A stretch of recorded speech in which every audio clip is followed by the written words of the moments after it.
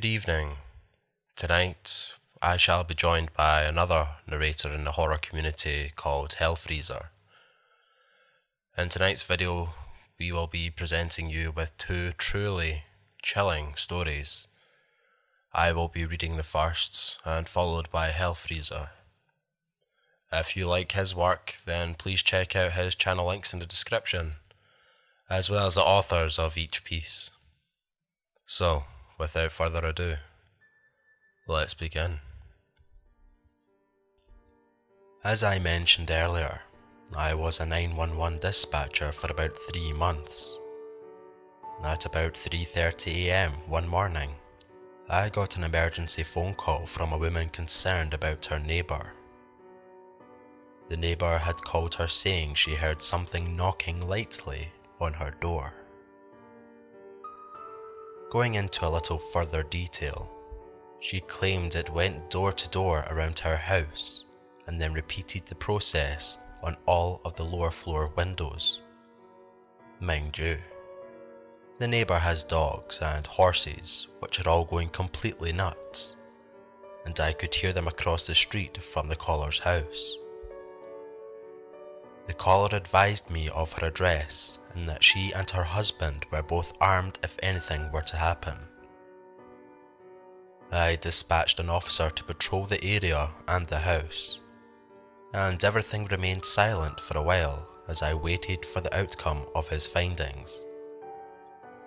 When he finally sounded over the radio, he had something interesting to tell me. Apparently more than one neighbour has had this happen to them.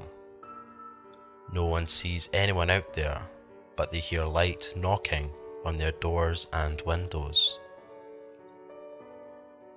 He advised me that a group of neighbours, including the caller, had met him in the road as he pulled up to the area, all saying the exact same things.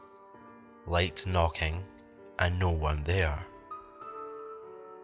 Finding nothing, the officer tells me he's done with the call, dropping the call room back into its normal night shift silence, until the phone lights up again.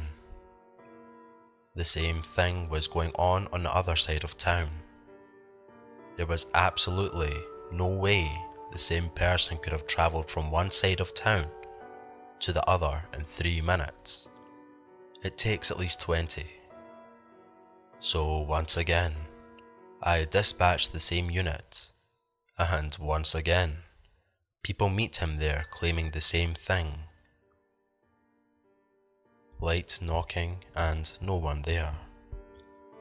By now both the officer and I are frustrated with the calls coming in on the mysterious knocker, and we were all ready for our 12-hour shift to end in peace. As the silence sticks for about an hour, a light knock sounded at the employee door. Naturally, I thought nothing of it. Officers dropped by the centre during all hours just to socialise out of boredom, and sometimes as a courtesy, they would knock before entering. I waited for the sound of the key in the door, but none came. No officer entered the building. I peeked around the corner to see no one at the door. Shrugging it off as my imagination, I sat back at my desk watching TV.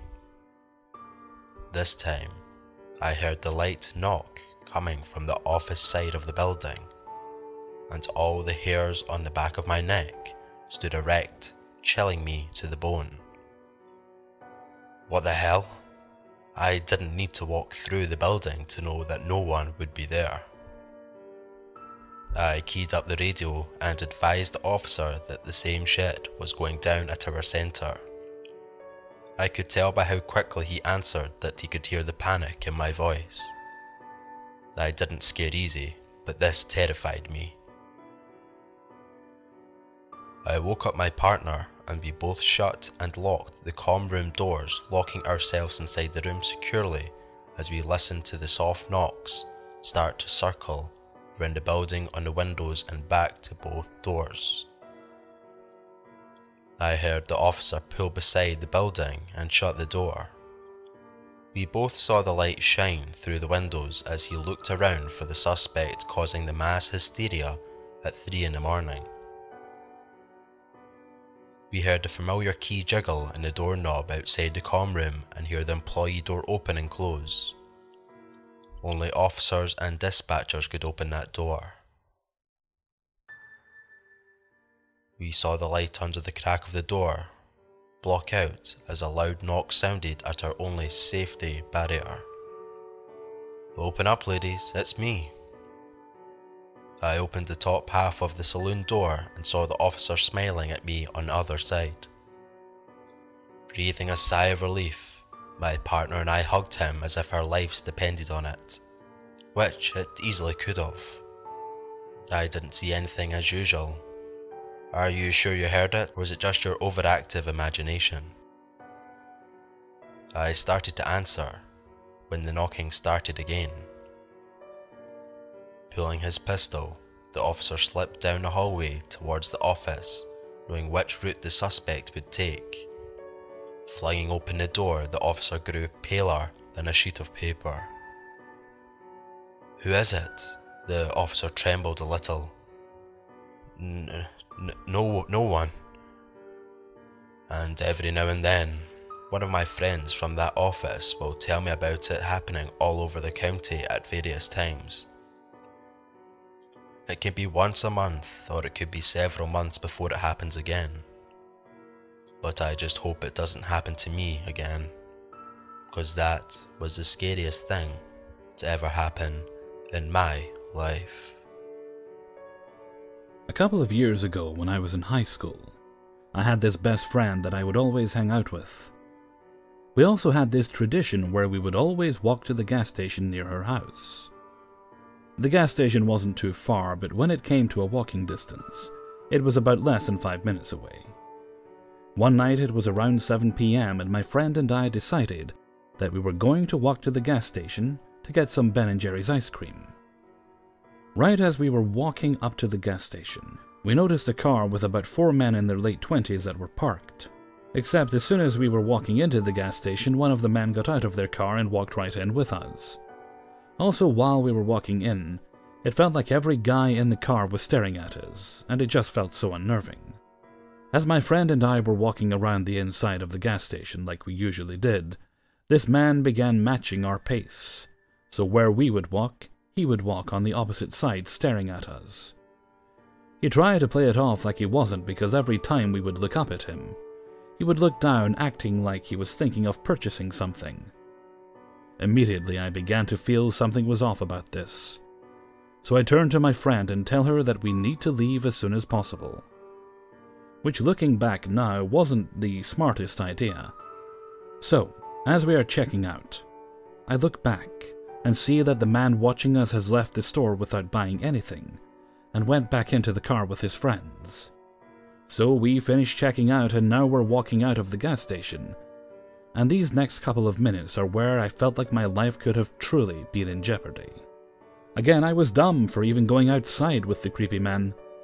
As my friend and I started walking back towards the house, the car full of guys began to yell at us saying, "Hey girls, wanna go for a ride?"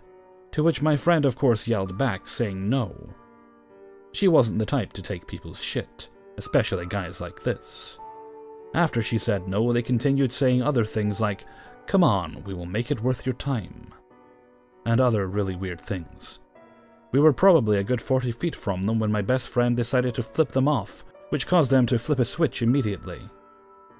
Anyways, after she did this, they began yelling at us to get our ass in the car and "Don't make us come get you, bitch." After hearing this, we both just ran as fast as we could. All I heard behind us was the guys yelling at each other saying, "Drive, let's go," and the engine revving. It sounded as if they were trying to catch up to us, which at this point, we were about halfway to where we needed to be, which was my friend's house. When I heard the car get closer, I knew we weren't going to make it to her house in time, so I ended up hiding behind one of the cars parked in someone's driveway with my friend. I heard what sounded like their car stopped, and they were saying stuff that I couldn't understand. After what felt like eternity, I heard them finally drive off, and we ended up running back to her house as fast as we could, and cried for a good 5 minutes out of fear. I also ended up crying because in the midst of everything, I had dropped my ice cream. So creepy gas station guys had caused me to lose my ice cream, and were potentially kidnappers. Let's not meet again. Thank you all for listening. That is it for tonight, and I do plan on keeping you all updated with the 1K livestream we have planned. I'm just waiting on a couple of things coming together first, but I do promise not to make you all wait that long. Anyway, it's been a pleasure as always.